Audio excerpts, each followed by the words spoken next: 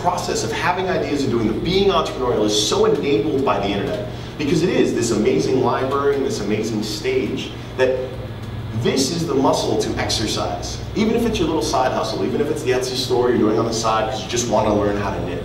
Awesome. And the one final thing I want to leave you on, I played a lot of video games as a kid, back when they were hard. Yeah, it's true. And one of the things I noticed was that when I was playing on my last life, I felt like I had to try even harder, right? Because there are no more lives left. And 0 lives remaining is an obvious sort of corollary to life. I mean, notwithstanding resurrection or reincarnation, we are all playing on our last life. And so the other message I hope to bring is we have a tremendous opportunity. And just by virtue of the fact that we can sit here talking about this opportunity, puts us at a level of sort of global privilege that is almost, it's mind-boggling. And so I hope we can all take advantage of that. Because if the internet lives up to its full potential, it really means that we can all reach our maximum potential for being awesome. And it's going to mean a lot better stuff, right? It's going to mean better businesses, better nonprofits, better community groups, better activists, even better politicians, I hope. That's my speech. Let's have a fireside chat. Thank you very much.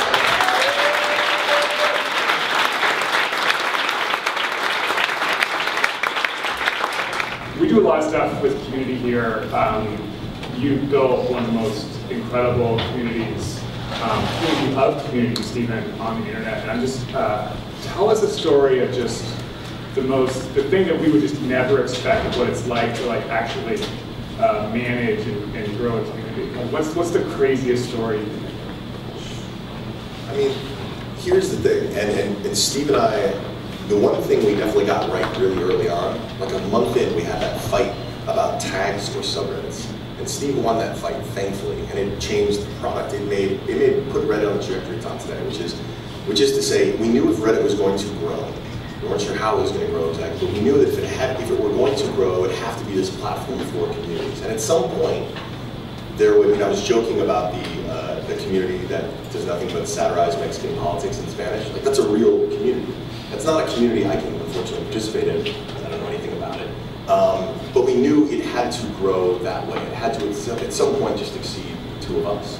And so I am consistently blown away. I mean, the fact that as a history major, as historians, is this vibrant community of history scholars who are, I think in some cases, they're basically just helping kids do their homework. Because they're like, so tell me what would have happened if Hitler hadn't opened up a second front in World War II. But even in those instances, it's still, he probably would have won. But it turns out that there's just this wealth of people, amazing, brilliant, talented people who just are happy to contribute to the world, to the internet, for nothing more than, we joke about internet points. But it's not even about that, as it is just the sort of recognition that, yes, I am participating in something a little bigger than me. And it certainly speaks to a lot of the stuff you talk about. I mean, to see a thread, and even the silly ones, on Ask Historians, about what was sex like? What was what was the view of premarital sex during your historical period?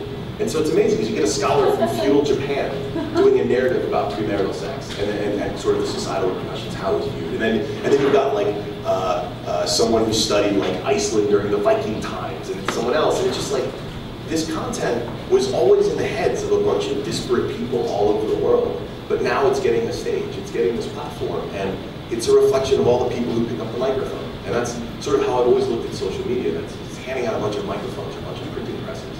And as much as I want to give credit to this, what is this company? Shure microphone, they did a great job making this microphone. But you'd never, after a great talk, like your PDF talk, be like, man, you had a great microphone for that talk. You praise the person using the tool.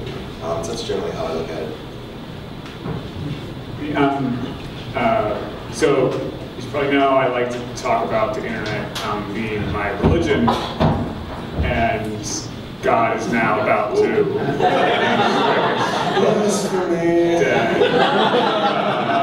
I'm going to keep going. For sure. So I asked Alexis ahead of time, just to prep him so that he would run away. If the internet is religion, then what is the biggest sin? So I had to think about this for a while, because the thing that immediately came to mind that I hope I can articulate well is a warning for, It's a very specific one, and it is thou shalt not impose hierarchy on the internet. And I mean this, what I mean by this is to say, obviously with the discussions we're having about neutrality these days, the reason the internet works is that you all, you can create a website at nationbuilder.com, that domain, that's just as accessible as whitehouse.gov, arguably the seat of power for one of the strongest countries in the world, or New York Times, or CNN, or any other multinational company. As long as those bits are all created and treated equally, then every one of those ideas has a level chance. That doesn't mean society obviously brings a lot of imbalance and lack of sort of equality, absolutely. But the technology itself means that I can look a founder in the eyes, and if she comes and pitches me on a startup idea, I don't have to think about, well, geez, all the ISPs already made a deal with your two biggest incumbent opponents, and because their traffic is prioritized and your traffic is second tier, your market's going to be a lot smaller. You're not on a level playing field anymore. I'm sorry, I can't invest. Your idea's probably not going to work now because the incumbents have made deals that have imbalanced things. And so for me, having that flat network is what makes it so powerful. And losing that would be tragic. And that's what we're on the verge of right now. Yeah, Alexis has done really, he's legit on this issue of internet freedom and has done a lot of great work there. It's obviously really important. For me, the internet is a sacred place, right? And it should be treated as such. Okay, well, so. Wait, can I throw one thing? One of the things that I loved about your talk and your message, and I don't want to get too, we don't have to get too sort of heady about the whole discussion of faith and all that stuff. We'll down a little bit. I think what the internet has done, and again this goes back to the microphone thing, at the core of it, the things that I really love about it come down to people. It's the things that I really love about people, about my fellow human beings, and the opportunities that now I get to see, not just some Norse history scholar offer some interesting storytelling about what premarital sex was like in Iceland, but also that I can see these moments of shared humanity when normal people are just being nice to other people that now can scale further and faster than ever before. And I think for so long, people in power have taken advantage of the fact and preyed upon our insecurities and our worries about other people. Because it's either helped them consolidate power, or it's helped them sell us toothpaste, or it's helped them do whatever it is. And at the core of it, obviously not all people are good, but so many of them are. And for so long, they hadn't had a chance to compete have their ideas or their few words compete on the same level, and now they can switch. Yeah, I love the book cover. It's turning on a button, right? It's turn on your life is how I interpreted that. I had nothing to do with that either. Oliver Monday was the amazing designer who did that. Take no credit. That's one of the great lessons you have from building companies. Have been intensely, incredibly awesome. Outside of Silicon Valley, what lessons do you have for LA? Oh yeah. So thank you for asking me that. I live in Brooklyn. I live in Brooklyn now. We started Reddit here in Boston or Medford. And I think what's so exciting, and I've seen this, I've been spending a lot of time on the bus driving. There are so many startup communities now. They're all at different stages, but it is so glaringly obvious now that innovation is not limited to the Bay. And I think one of the most important things that any community can do is get away from that shadow. I recoil every time I hear Silicon Alley about New York. I mean, yeah, it's a cute brand, but no, don't. That will always, the Valley, the Bay will be what it is, but every community, every region has its own strengths, has its own assets, has its own everything, and embrace that. I mean, obviously there's a high density of universities here. That's sort of the core, right? Is access to talent. There's a ton of that. Having the opportunity to take a city that already is influencing the world in a lot of the media that they produce, having that is a huge asset in terms of the kind of talent that it attracts and the kind of people that want to live here. Not to mention all the diversity the city offers that the Bay Area does not. There is just, I think, far too often startup communities just get too concerned looking at the Bay, just ignore it, just like Grumpy Cat. Don't even care. And then focus on the strengths. And I think these communities will already rally around leaders. I think you guys could already rattle off a bunch of companies and people, right even here, who are sort of anchoring the LA startup scene, the startup community, and defining it on their terms, not as a different version or another version of the Bay. One more question. And also your weather. Oh my God. Asa does not want to leave, man. I'm getting photos from back home in New York, and I'm seeing like the East River frozen, and I'm just like, nope. I don't even like sunlight. There's all this screen glare, but.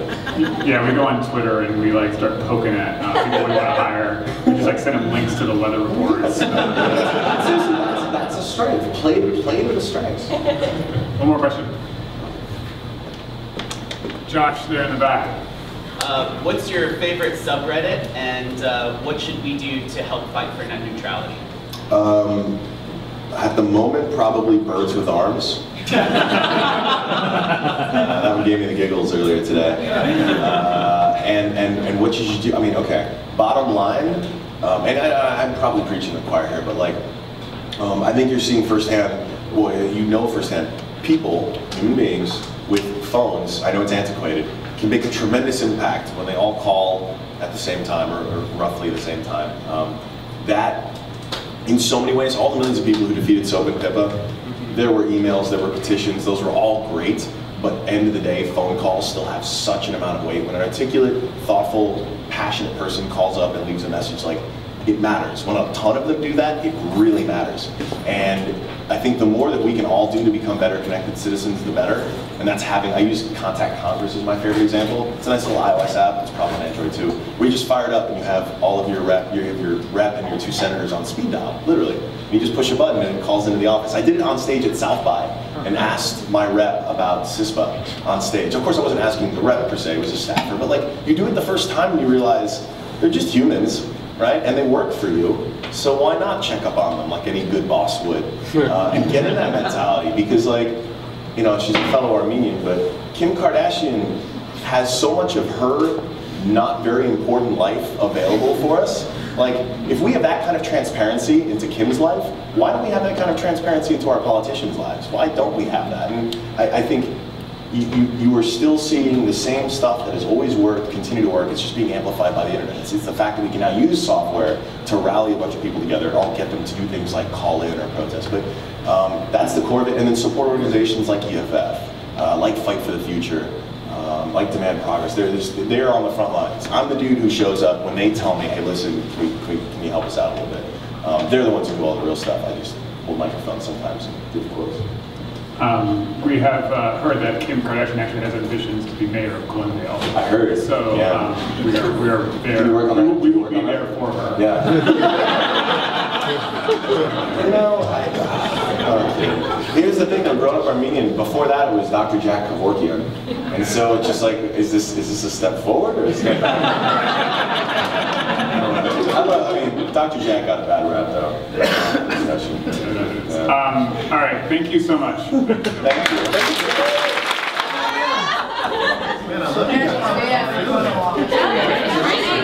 Awesome. Thank you. Well, thank you guys. Thank you. Thank you. Above and beyond. Well, this was awesome, man. Thanks for coming.